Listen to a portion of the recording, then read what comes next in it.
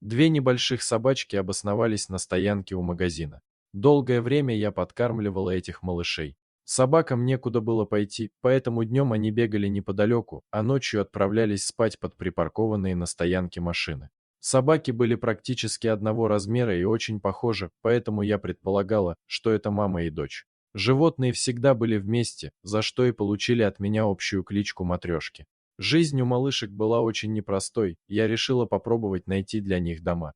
Младшую из собачек, Масю, захотела забрать семья из Москвы.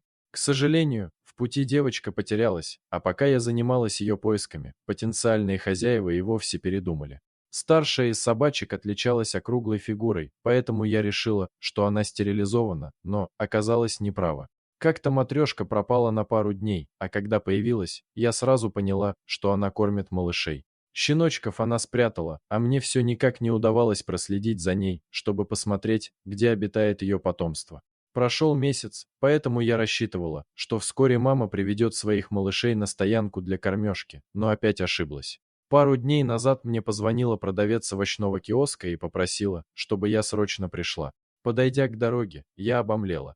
Матрешка стояла на противоположной стороне, рядом с ней был щенок, они пытались перейти дорогу, по которой то и дело проносились машины. Дождавшись, когда транспорт остановится, собака начала переходить дорогу по зебре, а малыш семенил рядом с ней. Когда матрешка подошла ко мне, она носом потолкнула малыша к моим ногам, а сама легла рядом, наблюдая за моей реакцией. Я не знала, что делать.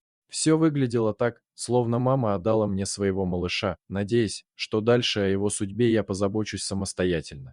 В первый момент я подумала, что надо забирать и маму, и малыша и везти на платную передержку. Я хотела начинать искать транспорт, когда подумала, что малыш, может быть, не один и, если я заберу матрешку, остальные щенки останутся без мамы. В итоге в загостиницу поехал только щенок. Теперь о нем заботятся и даже кормят с ложечки.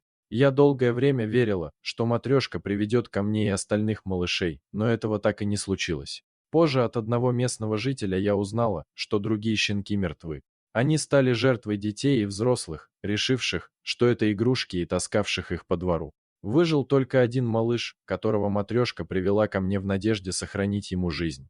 Дорогие зрители, если вам понравилась эта история, обязательно поставьте палец вверх и поделитесь этим рассказом со своими друзьями. Если вы впервые на этом канале и еще не подписаны на него, рекомендую подписаться прямо сейчас, чтобы не пропустить очередную захватывающую историю.